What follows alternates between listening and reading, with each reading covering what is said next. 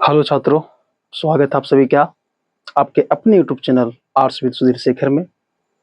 आज हम सभी क्लास 10th के अंतर्गत लोकतंत्र में सत्ता की साझेदारी जो पॉलिटी की क्लास देख रहे थे, उसके अंतर्गत धर्म सांप्रदायिकता एवं इसके स्वरूप पर चर्चा करेंगे और ये देखेंगे कि धर्म क्या होता है, सांप्रदायिकता क्या होती है और दोनों में अंतर क्या है और कैसे सांप्रदायिकता जो है राजनीति को प्रभावित करती है और इसके स्वरूप क्या है। तो आज हम सभी मुख्य रूप से 3 टॉपिक पे चर्चा करने वाले हैं कि धर्म क्या है, सांप्रदायिकता क्या है, दोनों में अंतर क्या है और इसके स्वरूप क्या है, सांप्रदायिकता के स्वरूप क्या है। तो ये बहुत ही इंटरेस्टिंग टॉपिक है और एग्जाम के व्यू से भी महत्वपूर्ण बन जाता है ये। तो चलिए शुरू करते हैं कि धर्म क्या है, फिर सांप्रदायिकता को समझेंगे और उसके बाद जो है इसके स्वरूप देखेंगे। तो पहले समझते हैं कि धर्म कहते किसको है, धर्म क्या होता है। धर्म, अभी देख रहे हैं कि धर्म के नाम पे न जाने कितने आपको विवाद, तनाव, लड़ाई झगड़े देखने को मिलते हैं। तो समझते हैं कि आखिर होता है धर्म क्या है। तो देखिए, धर्म कहते किसको है, वास्तविक रूप में धर्म होता क्या है। तो जो मनुष्य को नैतिकता की पाठ पढ़ाए, जो मनुष्य को सदाचार का पाठ पढ़ाए, जो मनुष्य को उसके आदर्श जीवन जीने का मूल्य पढ़ाए, तो इस तरह के जो शिक्षा प्रदान करता है वही धर्म कहलाता है। क्या बोले, एक बार इसको लिख लेंगे तो और क्लियर होगा कि जो मनुष्य को नैतिकता, सदाचार एवं आदर्श जीवन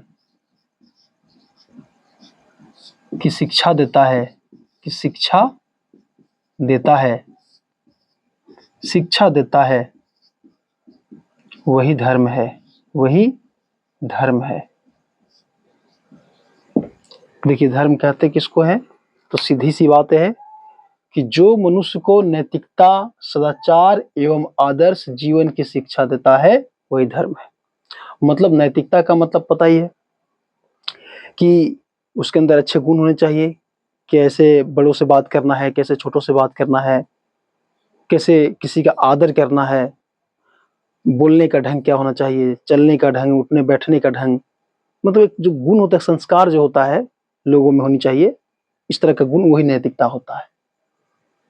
किसे किस तरीके से बात करना है, समझ गए, नैतिकता हो गया। सदाचार का मतलब होता है अच्छा आचरण हमेशा अच्छा रखना चाहिए, चित्त हमेशा अच्छा रखना चाहिए, तो अच्छा आचरण हो जाता है सदाचार। आदर्श जीवन का मतलब होता है कि जीवन में आपको सत्य के राह पे चलना है, अनुशासन रहना है, बुराई से दूर रहना है, हमेशा दयावान बनना है। तो कहने का मतलब है कुल मिलाकर कि जो हमें या किसी भी व्यक्ति को बेहतर गुण प्रदान करता है, बेहतर शिक्षा देता है, हमेशा सत्य के राह पर चलने के लिए प्रेरित करता है, वही क्या है, धर्म है।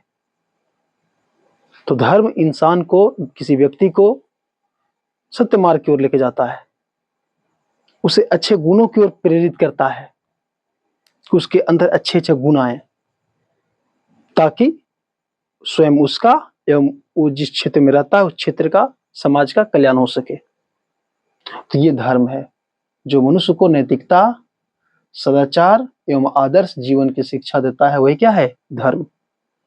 तो देखिए, धर्म देख लिए हम लोग, नैतिकता मतलब संस्कारी गुण होना चाहिए, सदाचार अच्छा आचरण होना चाहिए, और आदर्श जीवन का मतलब क्या होता है कि सत्य की राह पे चलना, बुराई से दूर रहना, हमेशा सच्ची बोलना, अनुशासन में रहना, दयावान बनना। ये जो अच्छे अच्छे गुण हैं, जो ये सब की शिक्षा देता है, नैतिकता, सदाचार, आदर्श जीवन, वही क्या कहलाता है, धर्म कहलाता है। अब तो हम लोग देखते हैं कि धर्म जब ये है तो सांप्रदायिकता क्या है। धर्म अगर ये है, धर्म इस तरह का शिक्षा देता है, तो सांप्रदायिकता किसे कहेंगे, ये क्या होता है?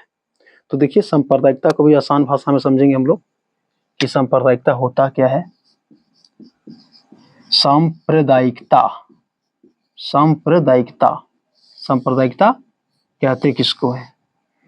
तो देखिए, जब धर्म को आधार मानकर दो संप्रदाय के बीच, दो अलग अलग संप्रदायों के बीच विवाद और तनाव देखने को मिलता है, उसे ही सांप्रदायिकता कहते हैं। यहाँ पे धर्म कुछ और सिखा रहा है, लेकिन लोग धर्म को ही लेकर के और आपस में लड़ गए, और वहां पे लड़ भी गए तो किसके लिए? श्रेष्ठता के लिए। श्रेष्ठ है, मेरा धर्म श्रेष्ठ है, मेरा धर्म श्रेष्ठ है, इसको लेकर के। तो आइए इसको लिखेंगे तो और क्लियर होगा। देखिए सांप्रदायिकता क्या बोले, जब धर्म को आधार मानकर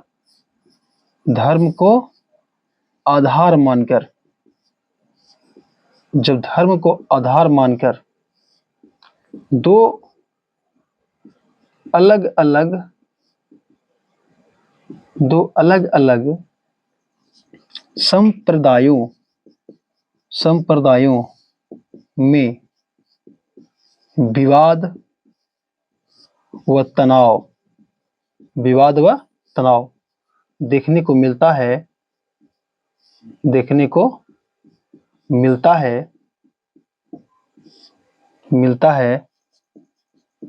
उसे ही सांप्रदायिकता कहते हैं। सांप्रदायिकता कहते हैं। देखिए सांप्रदायिकता क्या है? तो धर्म तो कुछ और शिक्षा दे रहा है, अच्छा शिक्षा दे रहा है, लेकिन यहाँ पे लोग क्या कर रहे हैं कि धर्म को आधार मानकर, क्या बोले कि जब धर्म को आधार मानकर दो अलग अलग संप्रदायों में विवाद और तनाव देखने को मिलता है, उसे ही सांप्रदायिकता कहते हैं। लोग धर्म को आधार मानकर, धर्म को लेकर के ही लड़ रहे हैं। तो धर्म को लेकर के जब लड़ते हैं लोग, धर्म को आधार मान के लड़ते हैं, और यहाँ पे और एक और उद्देश्य क्या है? श्रेष्ठता का, कि मेरा ही धर्म श्रेष्ठ है, मेरा ही धर्म श्रेष्ठ है।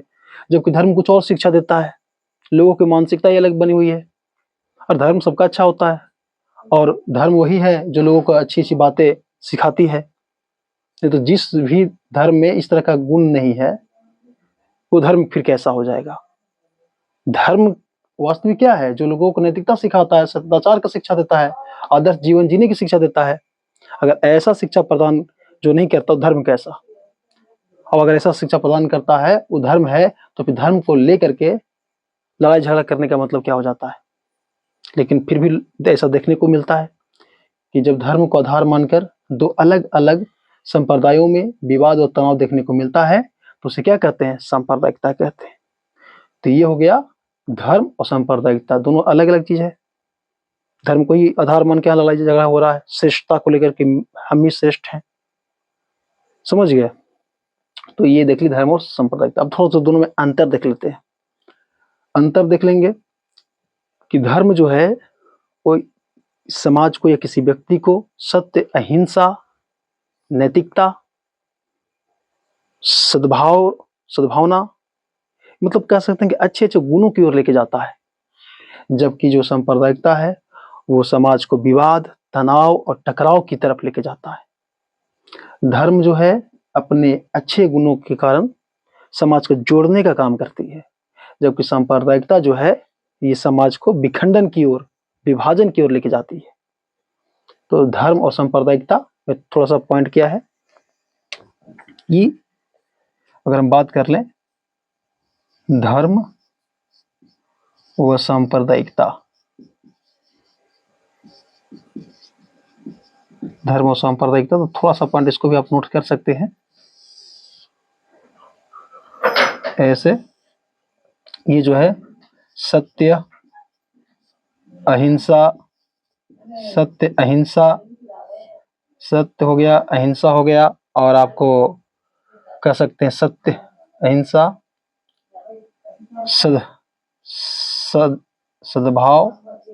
सद्भाव व सामंजस्य। सामंजस्य का मतलब होता है सामंजस्य, का मतलब होता है मिलजुल के रहना, सबको जोड़ने का काम करना, इसकी ओर ले जाता है, पर बल देता है, पर बल देता है। जबकि अगर हम इसको बात देखें, सांप्रदायिकता को देखें, तो यह तनाव, विवाद व टकराव पर बल देता है, टकराव पर बल देता है, बल देता है। फिर एक बार क्या लिख देंगे इधर धर्म की तरफ, कि यह समाज को जोड़ने का काम करता है, समाज को जोड़ने का काम करता है। जबकि सांप्रदायिकता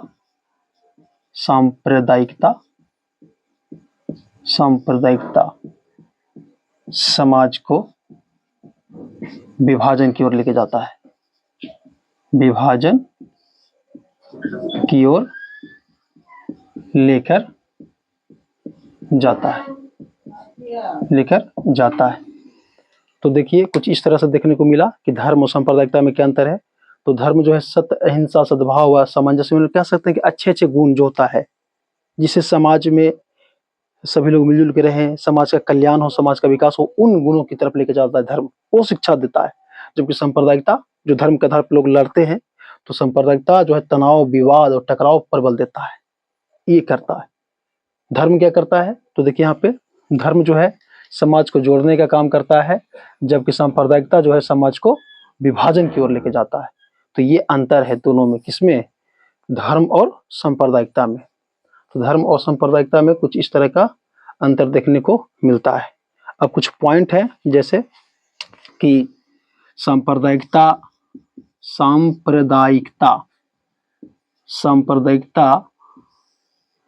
के स्वरूप,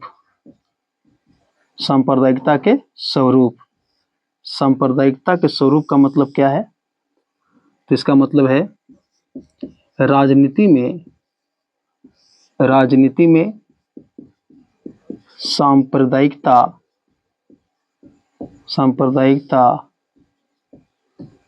कई रूपों में देखने को मिलते हैं, कई रूपों में देखने को मिलते हैं। इसका क्या मतलब है, समझते हैं इसको, मिलते हैं। देखिए अगला एक टॉपिक क्या बना है, सांप्रदायिकता के स्वरूप। अभी हम लोग टॉपिक की बात करते हैं धर्म, सांप्रदायिकता एवं इसके स्वरूप। तो हम लोग देख लिए क्या कि धर्म क्या है, और हम लोग देख लिए कि सांप्रदायिकता क्या है, धर्म और सांप्रदायिकता में अंतर क्या है, और अब देख रहे हैं कि सांप्रदायिकता का स्वरूप क्या है, मतलब सांप्रदायिकता और किस किस रूप में देखने को मिलता है, कहाँ कहाँ पर सांप्रदायिकता का असर, प्रभाव देखा जाता है, सांप्रदायिकता और किस रूप में कहाँ पर देखने को मिलती है। तो उसी का टॉपिक है सांप्रदायिकता के स्वरूप, कि सांप्रदायिकता का रूप और क्या है, कहाँ कहाँ देखने को मिलती है ये। तो देखिए राजनीति में सांप्रदायिकता कई रूपों में देखने को मिलती है ना, कई रूपों में देखने को मिलती है। अब कहाँ कहाँ मिलती है देखिएगा, कुछ पॉइंट हम लोग बात करेंगे। तो एक हो जाएगा वोट बैंक के रूप में, वोट बैंक के रूप में एक हो जाएगा ध्रुवीकरण की राजनीति, यहाँ पर भी देखने को मिलता है, ध्रुवीकरण की राजनीति में देखने को मिलता है। और आपको क्या हो जाएगा, और आपको हो जाएगा धार्मिक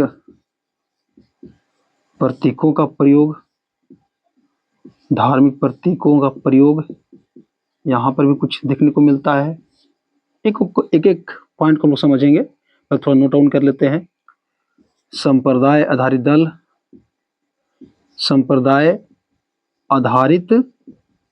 दल, और एक है आपको सांप्रदायिक दंगे व हिंसा। चलिए, सांप्रदायिक दंगे व हिंसा। तो देखिए, हम लोग का टॉपिक क्या है अभी, सांप्रदायिकता के स्वरूप, कि इसके और क्या क्या रूप है, कहाँ कहाँ देखने को मिलता है। तो ध्यान से आपको सुनना, एक एक पॉइंट को हम लोग जिक्र करेंगे, चर्चा करेंगे, और आपको इसको में ध्यान से सुन के और एक एक को डैश दे करके लिखना होगा। ठीक, तो चलिए शुरू करते हैं कि इसका मतलब क्या है। तो देखिए, राजनीति में सांप्रदायिकता कई रूपों में देखने को मिलती है, अलग अलग रूप में देखने को मिलती है। मतलब जैसे, तो वोट बैंक के रूप में, तो इसको समझेंगे कि क्या है, इसमें क्या लिखेंगे। तो सीधी सी बात है कि कोई राजनीतिक दल या राजनेता लोग क्या करता है कि किसी संप्रदाय विशेष को, किसी समुदाय विशेष को, जहाँ पे किसी संप्रदाय के लोगों की संख्या अधिक है ना, उसे वोट बैंक के रूप में देखती है, और वहां से उस संप्रदाय के लोगों से अपना वोट प्राप्त करने के लिए, उनको अपना समर्थन प्राप्त करने के लिए उनको उनसे कई प्रकार के झूठे वादे भी किए जाते हैं। हालांकि कुछ पर काम किया भी जाता है, ऐसा नहीं कि कुछ नहीं, लेकिन कहने का मतलब यह है कि उनको एक वोट बैंक के रूप में देखा जाता है कि वो जिस संप्रदाय की संख्या अधिक है वो विशेष तौर से हमारे लिए कारगर साबित होंगे। तो ये कौन करता है, राजनेता लोग करता है। ये कौन करता है, राजनीतिक दल करते हैं। तो कहीं न कहीं किसी संप्रदाय विशेष को एक वोट बैंक के रूप में देखा जाता है। तो यही बात इसमें लिख देंगे कि किसी राजनेता या राजनीतिक दल किसी विशेष संप्रदाय को अपने वोट बैंक के रूप में देखते हैं, और उसका उपयोग जो है वोट बैंक के रूप में ही करते हैं, और उनका समर्थन पाने के लिए, उनसे वोट लेने के लिए, उनसे उनके विकास के कई वादे करते हैं। तो कहीं ना कहीं वोट बैंक के रूप में भी देखने को मिलता है। दूसरा क्या है, ध्रुवीकरण की राजनीति। इसका मतलब होता है कि राजनीतिक दल या राजनेता अपने राजनीतिक लाभ के लिए एक संप्रदाय को दूसरे संप्रदाय के विरुद्ध खड़ा कर देते हैं, मतलब दोनों के बीच विवाद करवा देते हैं अपना राजनीतिक लाभ के लिए। इसी को कहते हैं ध्रुवीकरण की राजनीति। तो ये भी देखने को मिलता है। आम जनता को समझ में आता नहीं है और लोग धर्म को आधार मानकर लड़ना शुरू कर देते हैं। तो ध्रुवीकरण की राजनीति में क्या लिखना होगा कि राजनेता या राजनीतिक दल अपने लाभ के लिए एक संप्रदाय को दूसरे संप्रदाय के विरुद्ध खड़ा कर देते हैं, मतलब दोनों में विवाद करवा देते हैं केवल अपने लाभ के लिए। इससे फायदा राजनीतिक दल को होगा, उनको वोट मिल जाएगा। तीसरा क्या है, धार्मिक प्रतीकों का प्रयोग। इसका भी उपयोग होता है।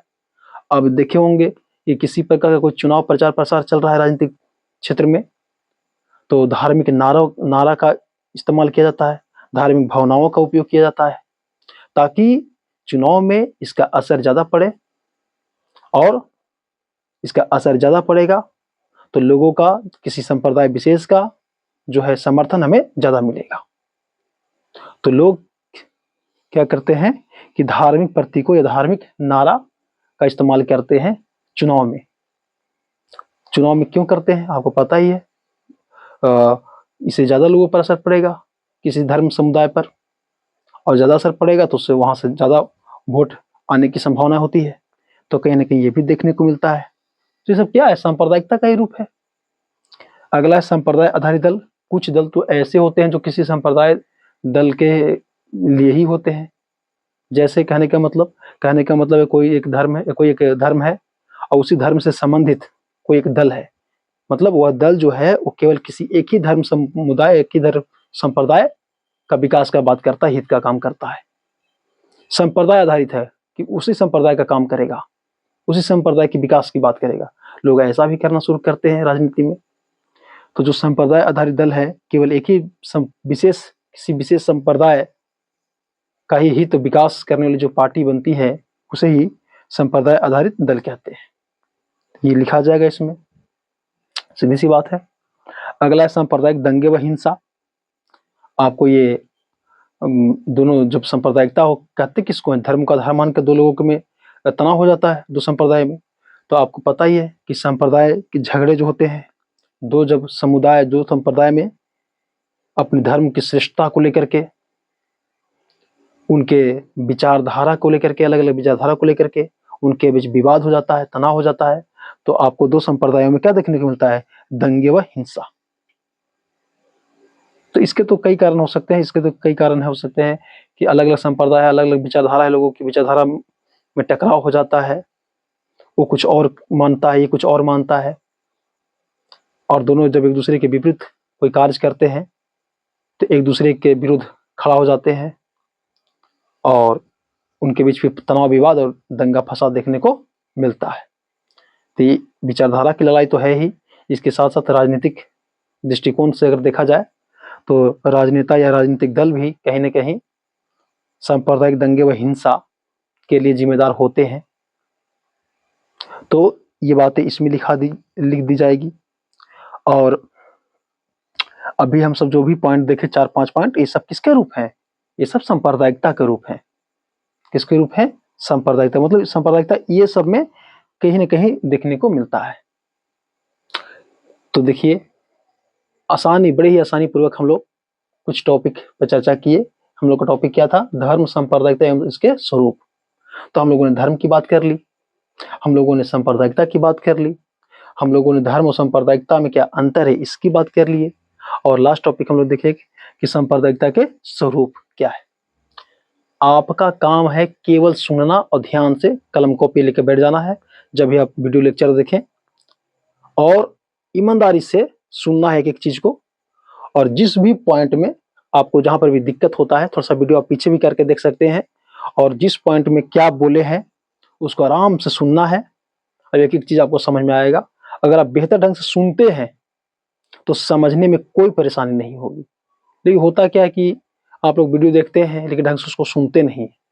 अगर उसको सुनना सही से सीख गए तो सुनिएगा तब तो कुछ चीज समझ में आएगी, और सुनिएगा समझ में आएगा, और समझ में आएगा उसको आप आराम से लिख सकते हैं। तो जब भी आपके पास प्रश्न आएगा कि सांप्रदायिकता क्या है, सांप्रदायिकता के स्वरूप क्या होते हैं, इसको लिखें, धर्म क्या है, तो अब आपको यहां से कोई भी प्रश्न छूटने वाला नहीं है।